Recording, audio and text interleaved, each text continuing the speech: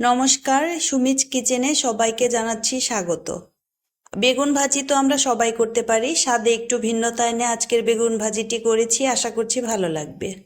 এখানে আমি 4 পিস বেগুন কেটে ধুয়ে পরিষ্কার করে নিয়েছি। এখন পরিমাণ মতো হলুদ গুঁড়া, পরিমাণ মতো লবণ দিয়ে দিতে হবে। স্বাদটাকে একটু বাড়ানোর জন্য পরিমাণ মতো চিনি দিয়ে দিতে হবে। এরপর ভালোভাবে মেখে রেস্টে রেখে দিতে হবে 10 মিনিট। একটি কড়াইতে পরিমাণ মতো তেল দিয়ে তেলটা গরম হলে বেগুনগুলো দিয়ে দিতে হবে। আর ভিডিওটি যদি ভালো লেগে যায় একটি লাইক দিতে ভুলবেন না। এরকম আরও সহজ রেসিপি পেতে চাইলে চ্যানেলটি সাবস্ক্রাইব করে দিতে পারেন।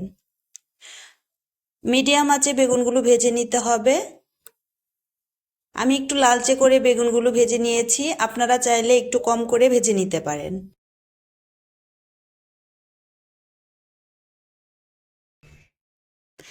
বেগুনগুলো ভালোভাবে ভেজে তুলে নিতে হবে। এরপর 1 পিস বেগুন দিয়ে পরিমাণ মতো ভাজা জিরার গুঁড়া দিয়ে ভালোভাবে মিশিয়ে নিতে হবে। আমি এক পিস করে বেগুন দিয়ে এভাবে করে নিয়েছি, আপনারা চাইলে একসাথেও করে নিতে পারেন। আজকের মতো এখানেই বিদায় নিচ্ছি, আবারও দেখা হবে নতুন কোনো রেসিপিতে।